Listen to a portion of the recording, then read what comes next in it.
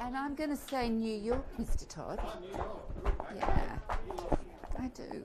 I love it. I lived there for 2 years. Oh, you're lucky. Rolling. Love to do that. New York. Lights, camera. Hi, I'm Freya, and this is Maya, and we're from the Bondi Beach Splice Savers. And today we're interviewing Maureen Hallahan from Vaucluse Public School. So, do you mind telling us a little bit about the project you were working on? So I've just been in the workshop that's talking about the project from Harvard University that's got a really long research time. It's something like 50 years old. Wow. And Debbie Evans has been implementing it at Bondi Beach.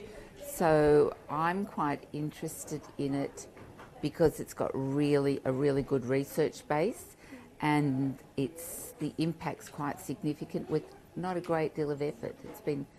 I've not ever heard of it before, so that's really quite interesting for me because I've done quite a lot of work around mathematics, and not having heard of this one, I was really quite fascinated by it all. Did you enjoy the workshop? I loved it. I loved it because I love learning, and when you get the opportunity to learn something new, if you're a learner, it's really exciting.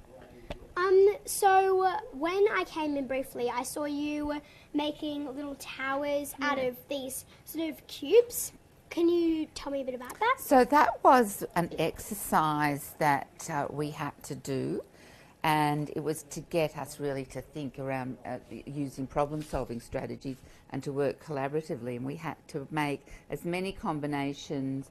We had to make towers of 4 in as many combinations as possible, and we had to predict before we started how many we thought we would make, and then test the prediction. So it was really interesting because as adults, you bring a lot of, stereotypical thinking to mathematics. A lot of us don't think we're good mathematicians, but we actually are.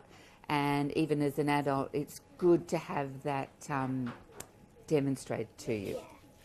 Personally, I'm not a fan of math, but we did this activity that you did, and it was a lot of fun. So what do you think the students will think about doing activities like this? I think what they'll really love about it is that there's no right way and there's no wrong way, and you really support, like you're working in groups, so there's 2 of you or 3 of you working together. You're not being set up to fail, that you can't fail because there is no failure, and you're just exploring things and thinking of different ways to do it, and because you're successful, you get these really great feelings, and so you're engaging with the activity, and it's actually a maths activity, whereas usually the way a lot of us teach maths, it's pen and paper, and there's a right or a wrong, and generally we get it wrong. So generally we don't feel really good about ourselves. We don't see ourselves as successful, whereas this little activity was fun because you were successful, you were working together, you were learning new things, and all of those things combined together generates a really positive feeling, which is great for maths. Do you think this fear of failure may have stopped some of your students from maybe sort of continuing on and enjoying maths? I do, and I think it stops adults.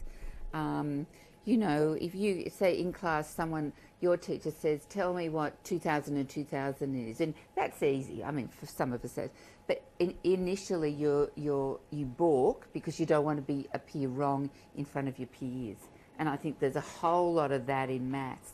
And I think if we can think differently about teaching maths, and kids and adults see it really positively, I think we'll change things. Well, I hope you enjoyed the workshop that you just had. I'm Freya, and this is Maya, and we're from the Bondi Beach Splice Savers, and thank you. Pleasure.